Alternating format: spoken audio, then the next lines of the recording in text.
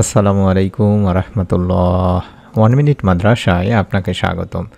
আলহামদুলিল্লাহ, আজ আমি আলোচনা করব বৃহস্পতিবারের রাতে এই একবার আমলটি করে আল্লাহ রাব্বুল আলামিন আমাদের মনের নেক আশা পূরণ করেছেন।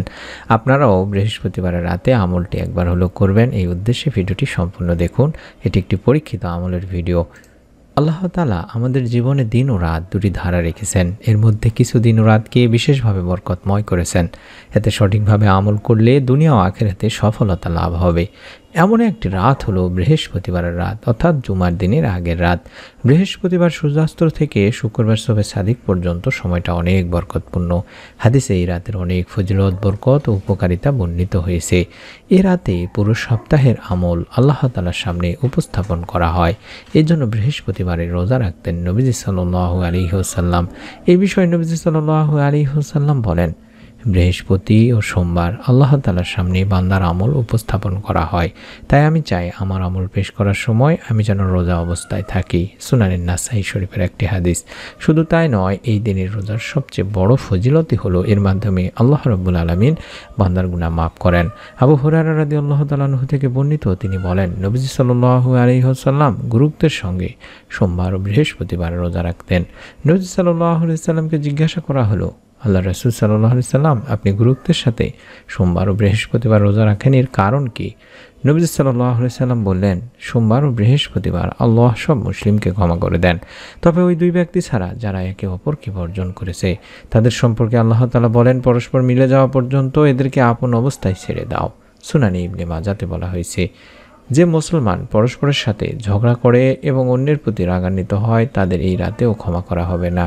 একইভাবে আত্মীয় স্বজনের সাথে সম্পর্ক ছিন্নকারীকেও এই রাতে ক্ষমা করা হবে না। এ কারণে নবী সাল্লাল্লাহু আলাইহি ওয়াসাল্লাম কোনো মুসলমানকে অন্য মুসলমানের সাথে 3 দিনের বেশি রাগ করে থাকতে নিষেধ করেছেন। বুখারী শরীফ এবং মুসলিম শরীফের একটি হাদিস। এই বৃহস্পতিবারের রাতে আমরা বেশি বেশি দরুদ ও ইস্তেগফার পাঠপূর্বক এই ছোট্ট দোয়ার আমলটি অবশ্যই বেশি বেশি পড়ার চেষ্টা করব দিনী ভাই বোনেরা। এই আমলের মাধ্যমে আল্লাহ রাব্বুল আলামিন বান্দার দোয়া কবুল করে থাকেন, বান্দার মনের নেক আশা পূরণ করে দেন। আমরা আল্লাহ তাআলার কাছে দোয়া চাই, এর অর্থই হলো আমরা কোনো না কোনো বিপদে আছি বা কোনো প্রয়োজন পূরণের জন্য আল্লাহ তাআলার কাছে দোয়া চেয়ে থাকি।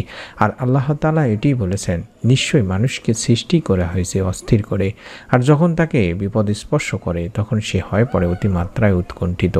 তাই আল্লাহর রহমত থেকে আমাদের নিরাশ হওয়া যাবে না। সর্বাবস্থায় আল্লাহকে স্মরণ করতে হবে। আল্লাহর দয়া অনুগ্রহের চাদর সবসময় আমাদের আবৃত করে রাখেন। তাই তো আল্লাহ তাআলা বলেন, যদি তোমাদের উপর আল্লাহর অনুগ্রহ তার দয়া না থাকতো তাহলে তোমরা ধ্বংস হয়ে যেতে, আর নিশ্চয়ই আল্লাহ অধিক তওবা গ্রহণকারী, প্রজ্ঞাময়। সূরা নূর 10 নম্বর আয়াতে বলা হয়েছে। আল্লাহ রাব্বুল আলামিন আরও বলেন, আর তোমাদের রব বলেছেন, তোমরা আমাকে ডাকো, আমি তোমাদের জন্য তোমাদের ডাকে সাড়া দিব। নিশ্চয়ই যারা অহংকারবশত আমার ইবাদত থেকে বিমুখ থাকে তারা অচিরেই লাঞ্ছিত অবস্থায় জাহান্নামে প্রবেশ করবে। সূরা গাফিরে বলা হয়েছে। তাই আমরা আল্লাহ তাআলারই কাছে শুধুমাত্র চাইব, বেশি বেশি আল্লাহ তাআলার কাছে তাওবা ইস্তেগফার পূর্বক বৃহস্পতিবারের রাতে এই ছোট্ট আমলটির নিয়ম মেনে করব। হাদিসে এসেছে, একবার হযরত আনাস রাদিয়াল্লাহু তাআলা আনহু আল্লাহ রাসূল সাল্লাল্লাহু আলাইহি সাল্লামের সঙ্গে বসা ছিলেন। এমন সময় এক ব্যক্তি এসে নামাজ আদায় করলো এবং নিচের এই দোয়াটি পাঠ করলো। যে দোয়া বা যে আমলটি আপনাদেরকে পড়তে বলবো, সেই দোয়াটি আমি স্ক্রিনের মধ্যে দেখাচ্ছি। এটি একবার হলেও দোয়াটি পড়বেন। নিয়মটি আমি শিখিয়ে দিচ্ছি, ইনশাআল্লাহ আপনারা ভিডিওটি দেখতে থাকুন। আল্লাহুম্মা ইন্নী আসআলুকা বিআন্না লাকাল হামদু লা ইলাহা ইল্লা আনতাল মান্নান বাদিউস সামাওয়াতি ওয়াল আরদ ইয়া জাল জালালি ওয়াল ইকরাম ইয়া হাইয়্যু ইয়া কাইয়্যুম। আমি আবারও বলছি, আশা করি স্ক্রিনশট নিয়ে নেবেন বা ছবি উঠায় নেবেন। এই দোয়াটি আপনাকে নিয়ম মেনে পড়তে হবে। আল্লাহুম্মা ইন্নী আসআলুকা বিআন্না লাকাল হামদু লা ইলাহা ইল্লা আনতাল মান্নান বাদিউস সামাওয়াতি ওয়াল আরদ ইয়া জাল জালালি ওয়াল ইকরাম ইয়া হাইয়্যু ইয়া কাইয়্যুম। এই দোয়াটি যখন পড়লেন তখন নবীজি সাল্লাল্লাহু আলাইহি সাল্লাম বললেন যে এই ব্যক্তিটি ইসমে আজম পড়ে দোয়া করেছে। ইসমে আজম হচ্ছে মহান আল্লাহ রাব্বুল আলামিনের এমন এক নাম, যে নামে আল্লাহ রাব্বুল আলামিনকে ডাকলে মহান আল্লাহ তাআলা তার ডাকে সাড়া দেন, এবং যে নামে তার কাছে কোনো কিছু চাওয়া হলে তিনি তার সব চাওয়া পূরণ করেন। আবু দাউদ শরীফের একটি হাদিস। অর্থাৎ যে দোয়াটি দেখাচ্ছি এটি আপনাকে পড়তে হবে এবং এটি হচ্ছে ইসমে আজমের দোয়া। এবার আমি সংক্ষেপে নিয়মটি আপনাদেরকে বলে দিচ্ছি, অত্যন্ত মনোযোগ সহকারে শুনুন। বৃহস্পতিবারের রাত, অর্থাৎ বৃহস্পতিবারে দিন যায় রাতে আপনারা অবশ্যই বিশেষ করে তাহাজ্জুদ নামাজের সময় ঘুম থেকে ওঠার চেষ্টা করবেন, অর্থাৎ রাতের শেষ তৃতীয়াংশে, অর্থাৎ বাংলাদেশি সময় রাত 3টা থেকে ফজরের আগ পর্যন্ত এই সময়টিতে ঘুম থেকে উঠে সুন্দর করে ওযু করে 2 রাকাত তাহাজ্জুদের সালাত আদায় করে নেবেন বা 4 রাকাত তাহাজ্জুদের নফল নামাজ আদায় করে নেবেন। তারপরে দরুদ ও ইস্তেগফার কয়েকবার পাঠ করবেন। যে কোনো দরুদ যে কোনো ইস্তেগফার পড়তে পারেন।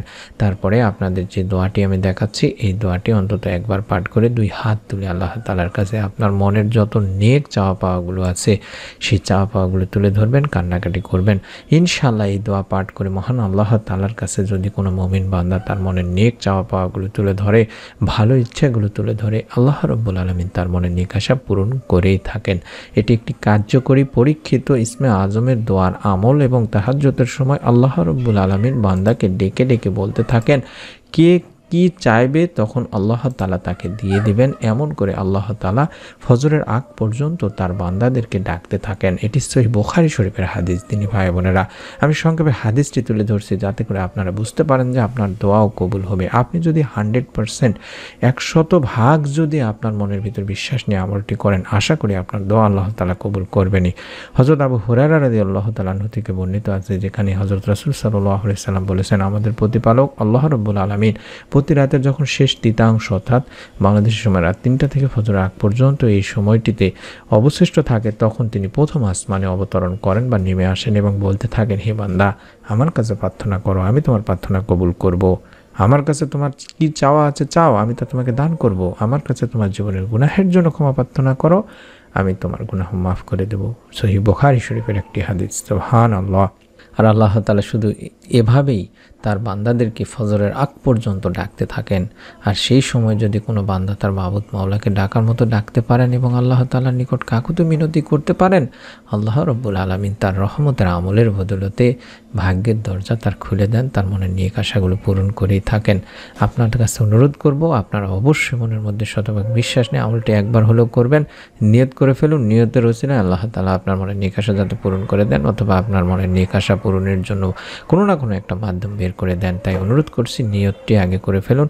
আল্লাহ তাআলা নিয়তের ওসিলায় বান্দাকে সওয়াব দিয়ে থাকেন। সুবহানাল্লাহ। ভিডিওটিতে প্রত্যেকে একটি করে লাইক দেওয়া এবং কমেন্ট অন্তত আমিন লিখে নিয়ত করে ফেলুন। নতুন ভিডিও যাতে করে আপনি মিস না করে ফেলেন, দেখতে পান মোবাইলেই, তার জন্য অনুরোধ করব অবশ্যই চ্যানেলটির সঙ্গে থাকার জন্য সাবস্ক্রাইব করে বেল বাটনটি অন করে রাখতে ভুলবেন না। সকলে ভালো থাকুন, সুস্থ থাকুন। আমরা আল্লাহ তাআলার কাছে দোয়া করি যারা আমলটি করবেন বা নিয়ত করেছেন, আল্লাহ রাব্বুল আলামিন তাদের মনের নেক আশা এই ছোট্ট আমলের ওসিলায়, তাদের নিয়তের ওসিলায় পূরণ করেই দিন। আমিন। আসসালামু আলাইকুম ওয়া রাহমাতুল্লাহ।